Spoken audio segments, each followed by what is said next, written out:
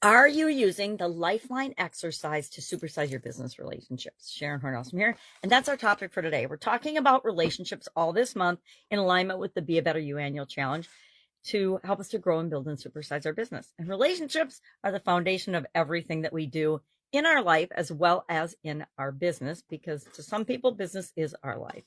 So I've been traveling and I took my timeline because it's on the back of my 9-part life framework that I share graphic, and I don't know where they are. I unpacked as soon as I got home and I forgot where I put some things. I didn't put them in my office. Lesson learned. So I quickly created a new lifeline for relationships as part of the Be a Better You annual challenge video today. And I shared not only how to create a lifeline, which is, just like the timelines we used in school when we were growing up.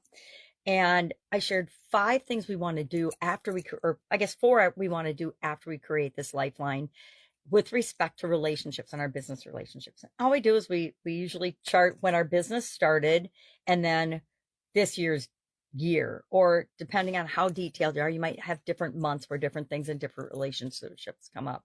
But we then plot on that line different events, different relationship events that have happened to us and our business. Maybe it's you got financing, and that formed all kinds of relationships. Maybe you started your business. The date you started your business is very important because that was the beginning of all kinds of relationships, different ones. But prior to that, you probably had some relationships in place, etc. So you decide where exactly you want to start your timeline when it comes to starting your business. When we're doing one for our life, we do. For our personal life, we do when we're born. That's like the biggest event, right? When we're born. And then we go till the current year. And I always like to put an arrow beyond because I don't plan on my business ending this year or my life ending this year. So what do we do with this information after we plotted it on the timeline?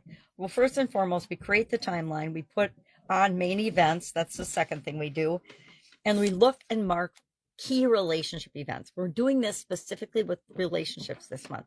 Guess what? We're going to do it every month this year with respect to a different area and aspect of our business and our life. Third, reflect on patterns in your relationships. Are you seeing any patterns? Why do we want to do this? Because it's one of the most powerful ways to create quick change in our relationships and in our business, because we all tend to be creatures of habit, whether we're consciously aware of it or not. And we form different patterns. If you always hire the same type of people, for example, and then it's awesome in the beginning, but it falls apart in the middle or the end, and then there's an end, and you've done that more than once, that is a pattern that we want to learn from and figure out, okay, what are we missing, or what do we have too much of when we hire this particular personality type or person, right?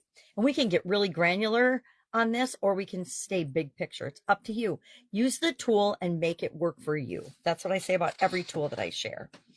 Fourth, we want to identify healing opportunities. Guess what? If you had a bad business partner, which some of us have had, have you healed and let that go so that you can have a better business partner next time? If you don't heal, if you don't deal with past relationships and let the bad part go and let it go and take the lessons that you learned from it with you, you're destined to repeat that. Again, it's like a universal law. I didn't make this up. It's just how the universe works. It keeps dishing you up the same lesson until you actually grasp it and learn it. And this applies to our businesses as well as our personal lives, right? And then 5, I want you to set an intention for the future of your business relationships. What do you want going forward in this area and aspect of your life, your relationships, your business relationships? What do you want them to look like? How many do you want to have? How deep do you want them to be? All the characteristics and things that are important to you. I always invite people to get a little note card. And I personally need more than a 3x5 note card, but whatever works for you. Just start jotting down as it pops into your mind the things that are most important to you in the relationships you want with your business going forward. What kind of suppliers do you want? What kind of a customer do you really, really, really love working with? Because guess what? It's just like doing it for your ideal partner. If you do this exercise for your ideal customer, they will start appearing in your life. It's just crazy cool how that works. So that's our topic and our challenge for today. I challenge you, if you have never done this, to sit down on a piece of paper today. It's a holiday weekend, plenty of time to do it, and it doesn't take that long anyway. Just start doing it.